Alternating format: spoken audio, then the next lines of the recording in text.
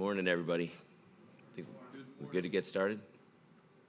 All right. Well, thank you all for being here today. I do recognize today is the last day of September and, right ahead of the deadline by the state to reach an agreement regarding the state salary increase allocation funds. We've been able to reach this the past few years, hoping that we're able to work together today, reach an agreement. And with that, Mr. Longhofer, I'll turn it over to you. I believe you all sent over some documents that were somewhat responsive to some information that we had presented initially earlier, with some preamble language, some assault language, assault in the line of duty language, and items pertaining to the committees that were functioning last year and the removal of those, and some MOU list. Is that correct? I have not handed any these for today, but yes. We have proposal language, but I believe you might want to have a counter from our last session. Am I correct? On other items not pertaining to those, yeah, we do have that. Didn't know where you wanted to start first, if you wanted to present any language things that you had pertaining to those. We don't have a whole lot of language changes that we're looking to make. We will work through salary today, so I think we shared our position on things last session. Well, then we do have some counters, so let me get plugged in here so that the display will be active, and we'll show those and then pass out some documents after that. And I'll let the gentleman, there we are, okay.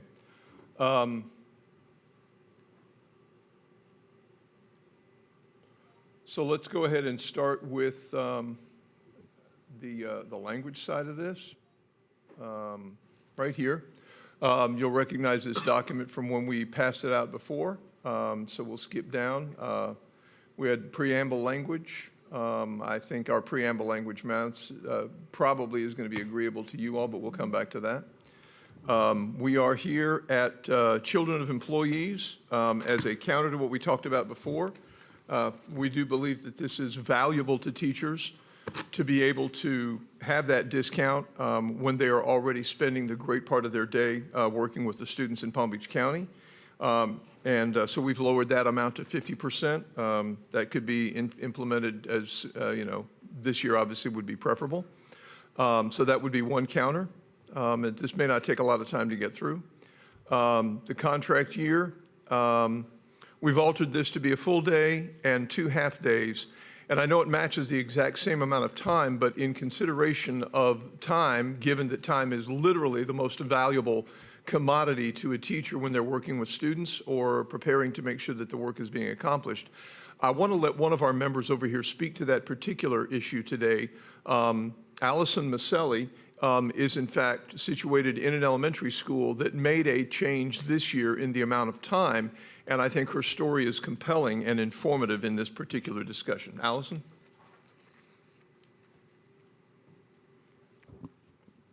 Good afternoon.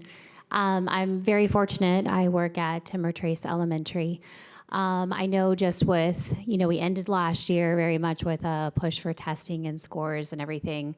Our morale as a staff was pretty low. We have a fantastic building, but it was really just difficult to get everybody to kind of work together. So this year, when we started school, typically our first day is meetings pretty much all day. This time we started off with meetings in the morning. We were given the opportunity to go down to our rooms and kind of start getting things situated. And then we came back as a staff at the end of the day to go over some basic things. We did have Tuesday was the district training, so everybody attended that. Friday was set aside. We have Meet the Teacher, which lasts for about 3.5 hours. And then the afternoon, we had staff meetings. Wednesday and Thursday, we were allowed to be in our rooms to get things ready. The expectation being that we met as teams and planned, that we had plans ready to go. The impact, I would say, that has had across the year so far has been fantastic. I know with admin, a lot of things that they're kind of pushing out that need to happen. The staff has not been giving as much pushback for that.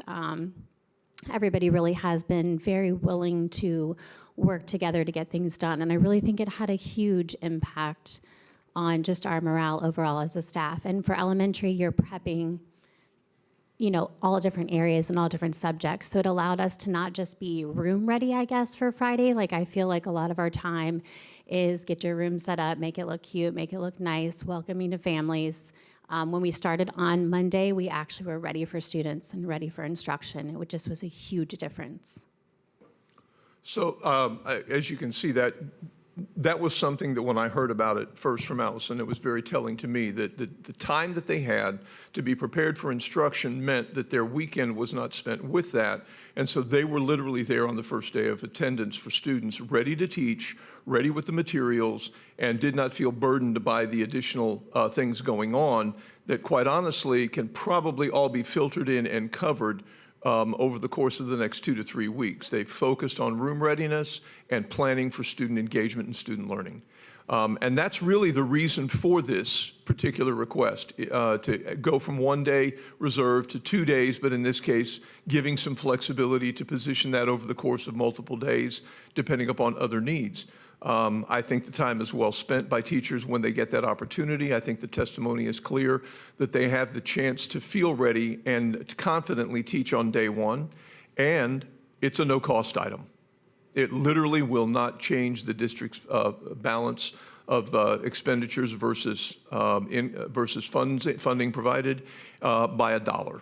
It literally allows the teachers to be ready to do the work that they're hired to do in the first place, which is directly responsible for the district's A rating. So that's the reason for that particular proposal, and I felt that her information was very valuable at this point. Thank you, Allison. Our next counter, it's not really changed. We'll ask one more time with respect to this also no-cost item. We're talking about the January duty day. I heard your response about principals being concerned or wanting to have that time for some things that they felt were necessary at the beginning of the year. In the same vein as the request for the time at preschool, this again is time for teachers to be ready, student instruction ready, when the students arrive the following day. And there is an equity factor here as well. That equity factor is that in middle and high schools, they have 2 professional development days and 3 days in order throughout the year to be prepared for students. And following such a lengthy break as the winter holidays, giving elementary teachers that same additional day while still preserving 2 full professional development days throughout the year for all teachers, regardless of where they're situated at their work sites, that's in equity across the board for everyone, and it again provides that most valuable commodity, time, as I said earlier, to be student ready when the students walk in the following day. So we'll ask one more time on this if the district will consider this, given it's a no-cost item.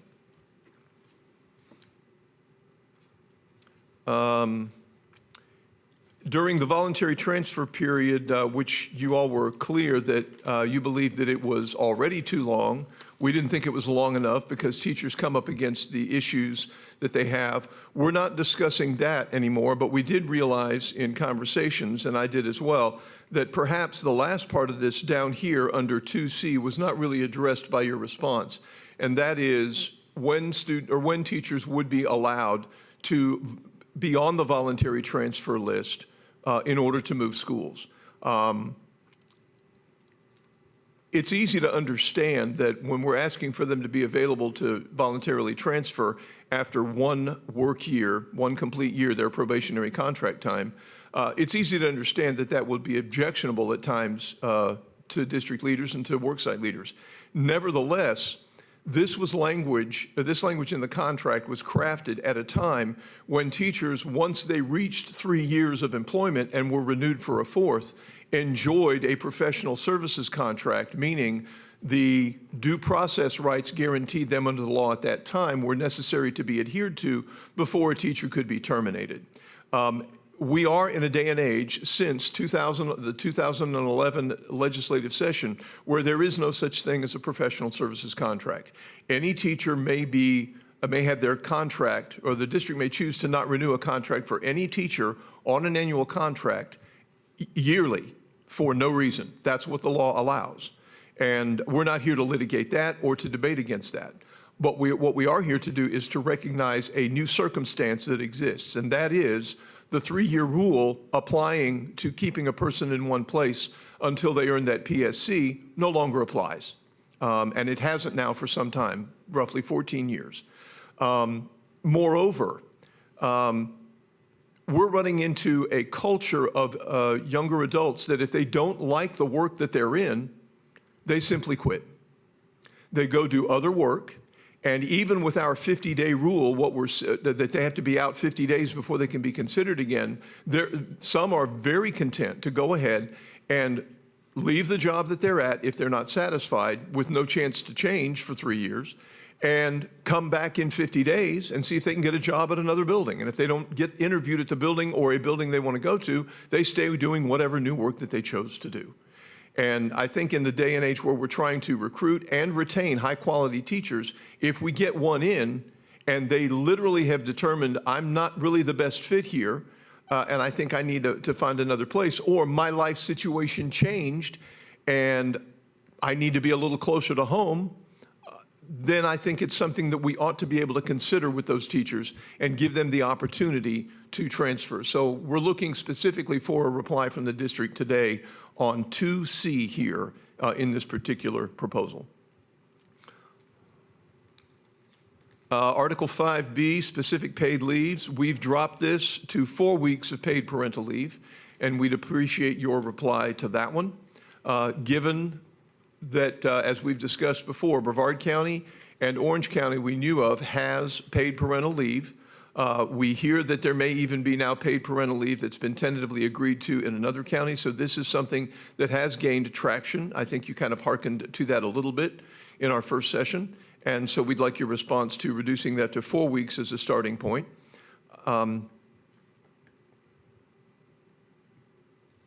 Next is Article 8, Section G, the Glade Supplement. We've dropped that request to $4,500, $55, and $65. That's been dropped by $500. That's a 40% cost reduction over the first estimate that you provided. Article 8M. I'm sorry, yeah. Can you go back up to it? Sure, I'm sorry. If you want to get those that information, we've got those documents if it helps.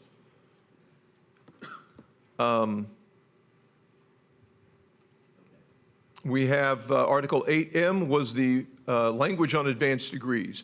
I do recall the statement that you made about the cost for ed leadership degrees and the cost for all advanced degrees total.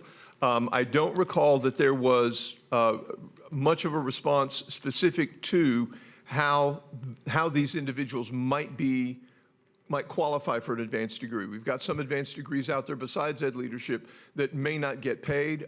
We see this particular language request as bringing our contract into a greater, shall we say, a greater alignment with state law on advanced degrees. The language we currently have in the CBA here in Palm Beach County for teachers is significantly more restrictive than what the law requires. This would be one of those things that would allow teachers the incentive, a better incentive, to do additional study, to broaden their skill set, maybe even in multiple areas of certification, making them versatile on a particular work site, as opposed to, I'll just use myself as an example. There was a point, and while it's not an advanced degree, there was a point in my life where all I was certified to teach was music, K-12. And yet, as a vocal music specialist, I could have easily looked at Mr. Brooks over there and said, don't ever hire me to do your band. I might know how to get a band to sound better if they're real skilled players. But if you want somebody to really teach kids to play those instruments well from the ground up, I could do it, but there are better people than me to do it. Put me in your choir room. And then I added math certification to my certificate as well, because I saw the alignment of the two, but I also saw a potential need at times. And since that time, I've actually fallen in love with math education and stayed in that lane a lot more. So I think multiple certification areas for individuals and maybe manifesting them through an advanced degree gives that teacher an opportunity to provide variety in their life, provide versatility to the administration to meet student needs on the campus, and they should have a financial incentive to get there. So I think this is worthy of you all giving us maybe a little more specific response to language that might open it up, and we would appreciate anything that you might add to the discussion on that as well.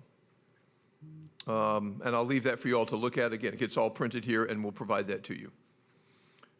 Next, the advanced degree supplements. We have recreated this ask to cover a 3-year period. I know that each one was $1,500, so if we reduced it to $500 per year, so what you see up here in this particular section, which is now grade, is literally what we had to start with, but reduced only to $500 per supplement for the first year. And that date is given for you there, effective July 1 of this year. In number 3 below that, we have incorporated July 1, 2026, where each of these then moves up by the same 500. So the 3,500 right here would be reflective of this 3,500 here when we have that connection moving forward, so that each year you see the 500 increase, and then the final one in number 4. Metering that out, giving the district the opportunity for a much lower cost in year 1, and then the opportunity to plan and prepare for those items in year 2. We see this as necessary in some way, shape, or form this year, or if not this year, the year after for sure. We are woefully behind the most expensive districts in Florida for producing education results. There are a couple of 3 counties that actually are more expensive than us. And then the large counties, we literally are not competitive with them. And as I hearken back to the desire of the district to raise certain supplements a couple of years ago, it was to be highly competitive with other districts in those areas. We're not there. To be honest, we are not there in Southeast Florida running to our south. And some work on this particular part of the agreement is absolutely necessary to show teachers their worth as holders of advanced degrees. And so in the interest of moderating this on a cost basis, we've provided a 3-year option to get there. 504 coordinator, the opportunity to create a new supplement here. We've dropped that to $1,250. That's a 38% reduction in cost. We've done the same with the SLPA supervisor offer, and again, specific replies to these, whether the district would consider either of those. General supplement increase. We've pulled the supplement increase as a cost item for this year.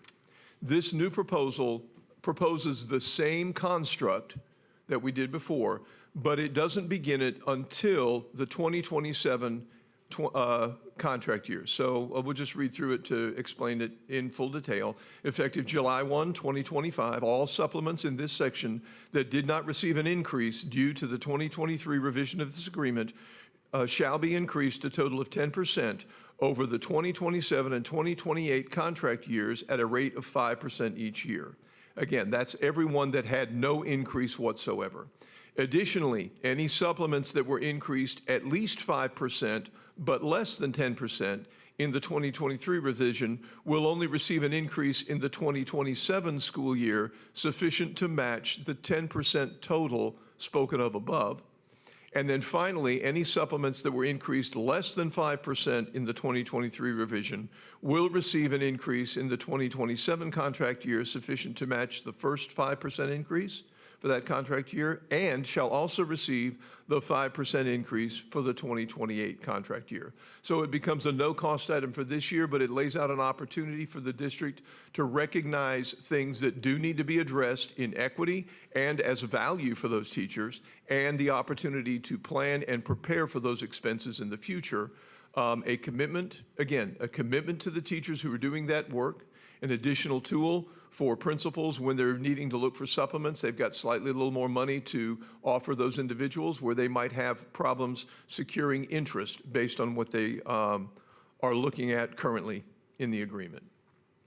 The additional period supplement, have to double down on this one as a matter of value for teachers. The minimum teacher salary in Palm Beach County produces a $36.05 per hour rate. And the current $30 is asking teachers to do additional work for undertime pay, if you will, overtime work of sorts for undertime pay. And that's just not respectful to the work that they do. I wouldn't say that it's overtime work. It's still within their working hours. If you assume that they are going to be able to do the exact same work or do the additional period of instruction with the related work that is necessary for tracking student success and preparing for any needs that those additional period students may have, then you're assuming that the remaining time in the workday is sufficient to do that. And I dare say that if they're giving up a planning period that they normally use, they're probably going to be working at home beyond what they already do. So I think it's probably semantics, but it literally is getting additional value, because when you take a single teacher whose average salary by the district's numbers is a little over $62,000 a year, and even if it's the minimum at $53,000 a year, and you divide that duty up amongst 5 teachers to do those 5 class periods, the aggregate pay, even at the new rate, is under $35,000, meaning there is roughly $20,000 saved on top of any savings with respect to health care benefits, which right now are probably on the order of $9,000 to $10,000 a year. So the district literally, by doing the additional period supplement at the higher rate, is still saving a good $30,000 a year on the cost of a single position, while filling that position with 5 other willing teachers who will take on an additional period of instruction. And at this point, at least a minimum value that is defensible given the construct of our salary schedule.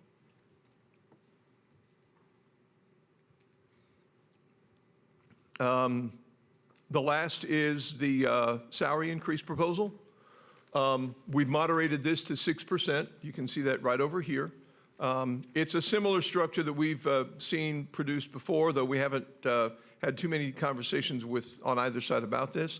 But it is a significant drop from our first ask of 6.5. There is, I realize where it is, but we are here to negotiate and to do some back and forth if possible in order to find an agreement. I do want to share somewhat about where some of this money probably should be coming from. In this particular spreadsheet, I'm showing attrition savings for a recent couple of years. In fiscal year 2024, the budget for a teacher's position was $57,800. And when I looked at feeds of information that were available for the number of FTE, it was within 15 or 20 of 12,900. So I use that as an estimate. That salary alone at the beginning of the year was $445.5 million. Benefits factor was 23.85%. The raise that the district produced that year was, in concert with negotiations with CTA, was a blended 7% raise. So a 7% increase left a total cost of those 12,900 FTE at $988 million. That $988 million would have produced $9 million in attrition savings versus the cost the next year for the same 12,900 at 60,400. And then the 4% raise brought the total expenditure, same calculations, to $1,018 million. There was right here an increase noted by all of us on the benefits factor cost. I think a big chunk of that, if not all of it, was tied to FRS that year. Since that time, but anyway, the $1,018 million, then here is this year's $62,200 average salary. This is actual FTE from the first pay period in September of this year. This is actual FTE, but this is the actual total of the listed salaries for that particular time. So by either of these metrics with the same calculations, but also with a reduction this year in the cost of benefits because of a reduction in the requirement for FRS, we see potential attrition savings based on the estimate and the budgeted amount of 19 million, or based on the actual of 20 million. In both of these cases, there's another $6 million that's from the state. So with very little additional funds, the district can easily come up with an offer well above the 2% total that has been put on the table already. And for that reason, we've come down to 6, and we're looking forward to your offer or your counter to that today that might be able to produce an agreement for us within the state's deadline. And we'll pass out the documents now. And if you want to take some time and develop any questions, we'll be happy to answer them.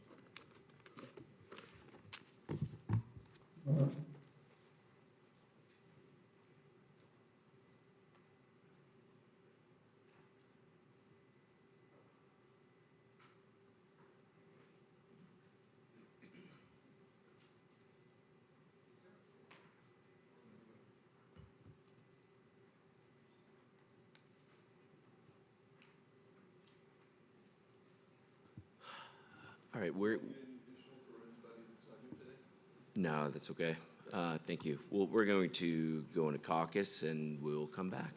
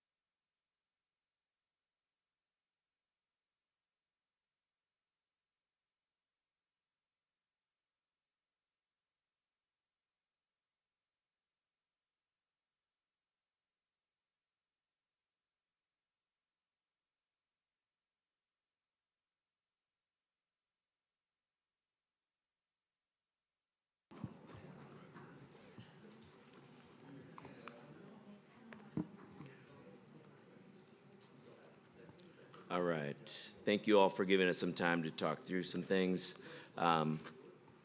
Before I get into responding to your proposals, I'm going to turn it over to our CFO, Heather Frederick, to respond to some of the things that were presented before the caucus. All right, so I wanted to start off by saying that the district understands the importance of all employees, and I do want you all to understand that. But I do have to correct some of Mr. Longhofer's assertions that he made here today. The challenge that we're facing is a lack of funding. Our funding is set by the state. It is not aligned with the increase in property values. So we're looking at an increase of 1.3% in per student funding, even though property values are increasing at 5% in at least the school district valuation. At the county, school district property valuations are increasing, I think, at closer to 6%. So when you're in a county or a municipality, if they just hold their millage rate the same, then they're going to see an increase in their revenue of 5 or 6%, whatever that increase in property values are. We do not have that same opportunity. The state sets our per student funding, and if we have an increase in property values, we have a reduction in the amount of our state funding, so we end up getting the same amount per student. So we are looking at an increase, one of our lowest increases of only 1.3% per student. Mr. Longhofer, you are correct that there have been savings due to attrition, but those savings are one-time savings. And those savings we were able to take some of that funding, $30 million, and increase and infuse some money into the health insurance reserve so that we could meet the state mandated requirement, or so that the plan could meet the state mandated requirement. I need to explain, though, why we've had attrition savings and why those savings are one time and why they cannot be used for recurring increases. The district average salary already includes and assumes we will have vacancies. So the average salary includes a 2% vacancy rate. That 2% vacancy rate equates to approximately $800. So when you look at our average salary, it's $800 less than what the actual average is, because we assume that we are going to have vacancies. And then we also have to add in the additional cost of substitutes because there should be substitutes that are filling those vacant positions. Now we need to take a step back and say, well, why have we had such large attrition savings the past few years? The reason for that is the pandemic. So if you look back at our historical vacancy rates in FY23, our vacancy rate was the highest that it had ever been at 7.7%. And that was a result of the pandemic. Prior to that, if you look back historically, our vacancy rate averaged about 3% a year. So we knew we were going to slowly get back to that 3%. And so in FY23, it was 7.7%. In FY24, it was 6.8%. In FY25, it was 6.1%. I projected that in FY25, or FY26, our vacancy rate would average about 5%. And that we'd be back to that 3% by FY28. But you don't know what's going to happen, right? So we had a decline in enrollment of 5,500 students this year. Our district projected we'd have a decline of only 400 students. It was unanticipated that we would have a decline of 5,500 students. A loss of 5,500 students results in a loss in revenue of the district of $45 million. We always align. We have a very specific staffing formula. So we go through the count day process, and we realigned our staffing at the schools based on enrollment. As a result of the decline of the 5,500 students, we removed 232 vacant teacher positions out of the district budget. Even with those changes with staffing, changes of teacher staff as well as support staff at the schools, that resulted in savings of only $20 million. So we have a projected loss of revenue of 45. Based on realigning staffing, based on our current staffing formulas, we only saved $20 million. We are facing a $25 million shortfall going into FY27. That doesn't even include a potential future decline in enrollment in FY27 and potentially into FY28. Based on eliminating those 232 teacher positions, our new projected vacancy rate is 2.7%. So that means the attrition savings that we had are no longer there. That is why you cannot budget one-time funds for recurring salary increases. The district has committed to an increase in health funds of $73 million over a 4-year period. $43 million in FY25, $19 million in FY26, $8.6 million in '27, and $2.6 million in FY28. The increase in FRS was only nominal in FY25 and a $5 million increase in FY26, and I don't anticipate that those increases are going to be as low as they have been going forward. Because again, FRS is not set by the state. It's set by the state legislature. It is not something that is set by the school districts. So we are told by the state legislature each year what we have to fund. With a 1.3% increase in per student funding, decline in enrollment resulting in a loss of revenue of $45 million, increase in health investments of $73 million, increases in our FRS, the salary offer that we have presented today encompasses all available funds. Right. So getting into that, first I just want to do thank you for your counter proposals. And, you know, we knew right from the start we were pretty far apart in our wage proposals. And we do understand how important raises are for all of our employees. And really, if funding is available, we would have brought a larger offer.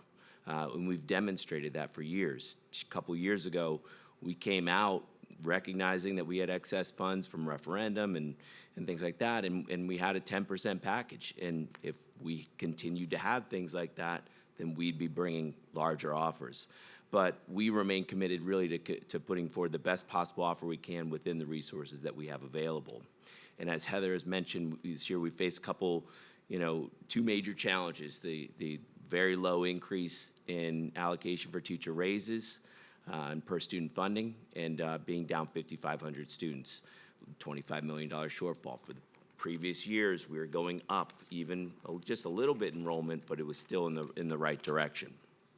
And I'll be honest, when I was made aware of those realities, I was not expecting to have much, if anything, available beyond the TSIA money for raises. That's really what I expected. $25 million shortfall is pretty significant. I will say, though, our board, our superintendent, really pushed us to prioritize employees and search for different ways to put a better offer on the table, and that's what we're going to do today. And so, in response to your proposals for the language, our position for the language, supplement increases, parental leave, after-school discounts, and all, our position remains the same as it did in the last session, which is status quo, or rejected if it's a new. In response to the salary offer, and rather than going back and forth, recognizing we don't have this very large salary proposal to really go up in increments like you typically see in a lot, we're just coming out with what we think is a good offer given our situation, but it's our best and final salary proposal also, okay? So it's a 3% total package, and this includes a 1.5% recurring increase, plus a one-time cash payout of the current base salary. We'd love it to be 5 or 10% like we've done before, but that's just not our reality this year. And at the end of the day, what this means is that employees will go home with 3% more earnings than they did last year. So that is our best and final offer, and with that, I'll turn it over to the union.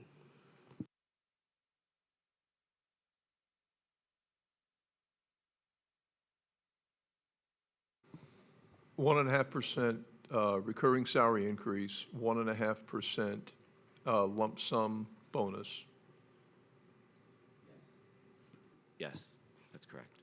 Status quo on all language offers unless it's a new proposal, which was rejected.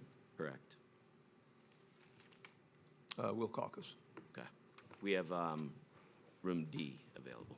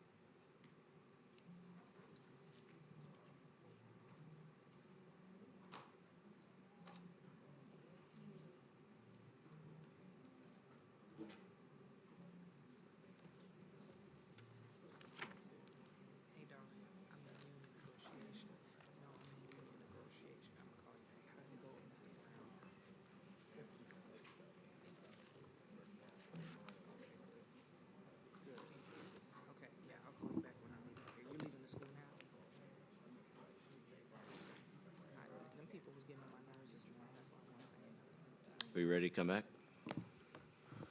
We are. We did receive parts of the tentative agreement package that you put over here during the caucus. We've passed that out. Mr. Katz will address the parts that we received by way of email earlier this week. So I'll turn it over to him for now. Thank you, Gordon. As it relates to the tentative agreement documents that were passed by the district, final dates pending. We have no objections. We could TA the preamble.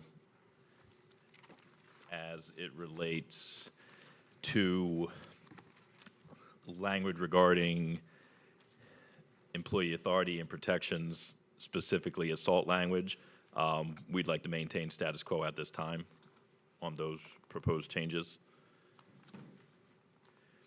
On the Scrivener's error that was identified where a half a sentence had been omitted as it related to the UATs that you presented, we can TA that correction to that provision of the contract. We can TA the sunsetting of all joint study committees that have sunset. The same, we can TA, obviously, the removal of any expired MOUs, the inclusion of any previously signed MOUs, and renewed MOUs that have been identified. And then we can also TA the fixing of the numbering in Article 8, Section H that we'd identified offline, and the district has brought forward the renumbering of those items.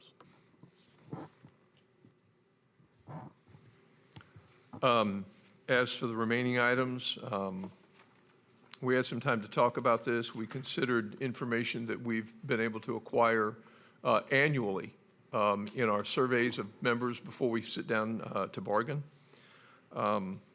We're extremely disappointed that the district will not consider changes to the agreement in areas where there literally is no dollar cost to make those changes, no dollar cost to provide additional time during preschool to be student ready, no dollar cost to provide a day at the beginning of the second semester so that teachers can be student ready, no dollar cost to give teachers the flexibility to be able to seek a transfer sooner when the district, by virtue, yes, of state law, can literally separate employment with that person by choice. They should have the same choice to find another place to be more productive. We get spoken to by teachers regularly about those matters. Time is right there with money for compensation to pay their bills so they can be ready for students. We've spoken, going further, we've spoken to members every year and received information through surveys every year about the need to modify supplement amounts across the board. And granted, most of the items that we did present for a cost did have something to do with some supplement at one level or another. Those conversations amped up when the very small number of individuals received large supplement increases in the deal reached in the fall of 2023 for the 2024 contract year. And people have continued to request that we address that. We sought to address it that year. We sought to address it last year. We've sought to address it again this year. And so we are, again, extremely disappointed that the district declines to consider ways to fix this, even in the face of the offers that we made in order to address it, even at little or no cost this year, and then know that it can be prepared for and planned for. With respect to the salary offer, members are clear to us year over year. The bonus monies are taxed at a higher rate, and they see less of that. They also do nothing to enhance their ability to have a more secure retirement, and they're very concerned about that. The bonus numbers don't really do anything for their purchasing power when seeking a loan for a home or for a car, because that money is not considered part of their salary. They do not have an interest in bonus payments, lump sum payments based upon their current salary. We are willing to drop our offer of 6% to 5%, again, in the interest of going as often as we need to, as long as we need to reach a point in the middle that we believe the members, the teachers will support unilaterally, and have it be a number that we believe reflects their commitment as realized every year with the maintenance of the district's A rating, their commitment to student education in Palm Beach County. We don't believe that a 1.5% salary increase provides that, that level of recognition or that level that recognizes the work that they've done. And the cash payment of another 1.5% is respectfully less than 1.5% when they end up getting to take it home and do something with it. But we are here to negotiate today. We are not here to walk away from the table. We are here to see where we can get, knowing that both sides would have to work hard and do a hard thing, accepting a number they would rather not accept or producing a number that they believe is going to be a stretch. So, but that's where we are at this time. Thank you, Mr. Longoffer. So in addressing what you say, what would be a stretch, our position is that is our offer is a stretch. So we do not have anywhere else to go. When I said it was our best and final offer on salary, I really meant it. I know it's not what, we would love to, as I mentioned earlier, we'd love to be sitting here putting 5% on the table. We'd love that. If we could, we would, but that's not a reality we have this year. It just isn't, and unfortunately, with supplements, I know you addressed, years ahead of time. Our position really hasn't changed. I mean, this is probably the 5th cycle that I've been on, and our position's always been the same, that we'd rather push any money that we have towards salary and something like that than supplements. So our position on that, we don't know what next year is going to look like. We're hoping that this year stands out as something unusual, and next year our enrollment doesn't have a decline, but we don't know that right now. So we are right now in a situation where our 1.5% recurring and 1.5% lump sum payout is our best and final offer. When a teacher looks at that 1.5% going into their check, what they're going to find is $34.60 a pay period.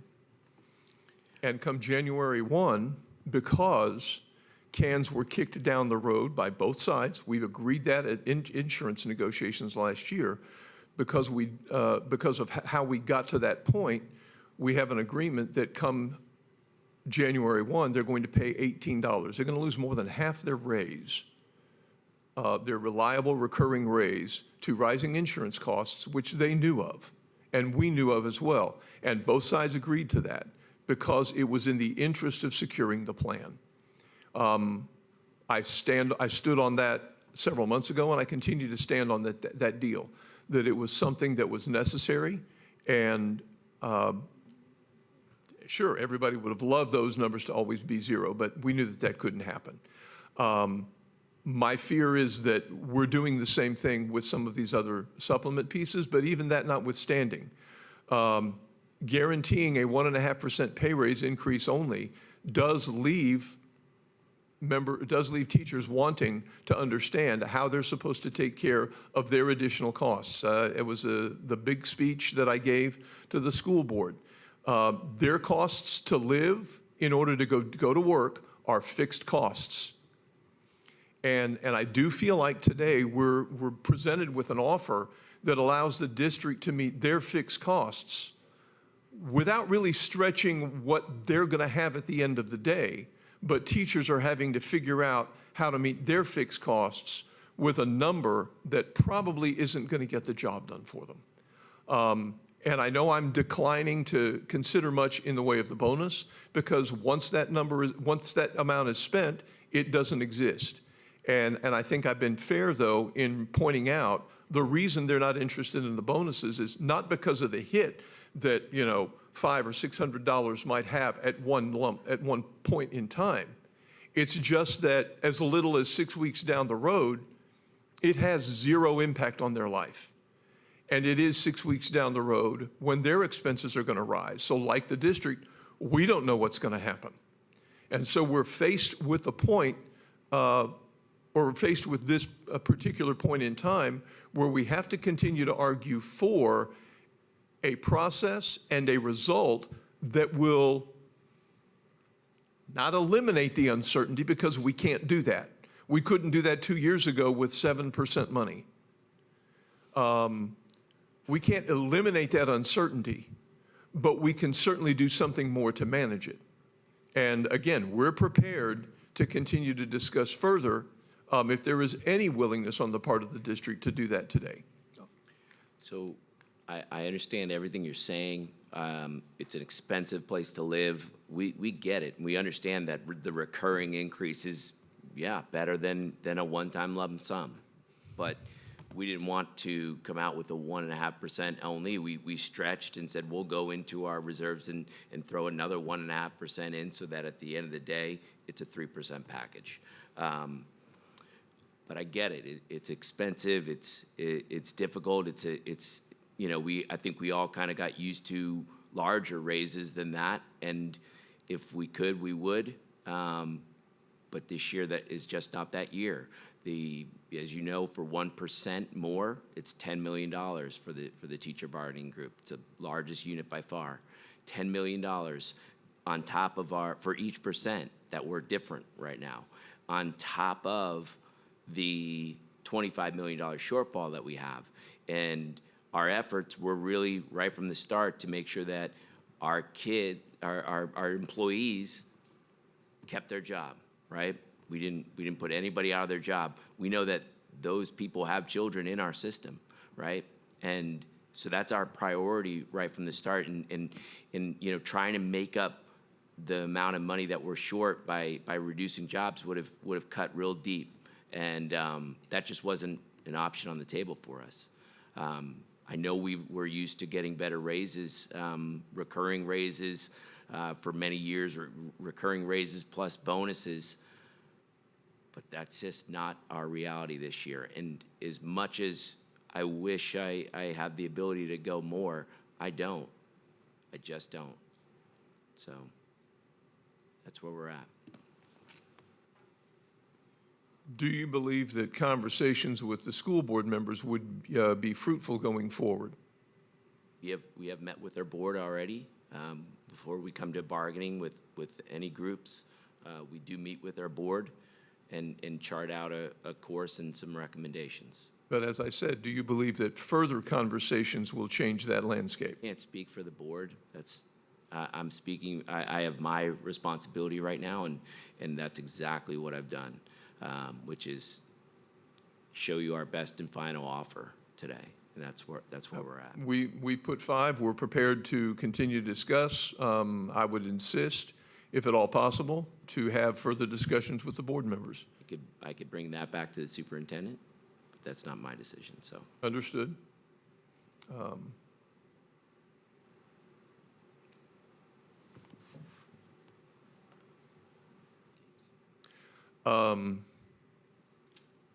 Shall we consider any additional dates to meet, given maybe some time to approach the superintendent? we can. We can put some dates on the schedule. We're happy to continue to meet, even if, you know, we weren't moved. You know, we're happy to schedule more dates in October, sure. I know the deadline's today. We will have to notify the state if we don't reach an agreement today. But, you know, we're happy to continue to meet and discuss if there's something. But I really, right now, I don't have anywhere else to go, you know, on our, I'm not saying our best and final, and, oh, well, all right, if you get closer to it, I'm going to change that. I just don't have that. We'll receive whatever dates you can produce for the short term. Okay. Send those over, and we will consider those. Will do. Otherwise, I thank you very much for your time today. Thank you. Bye.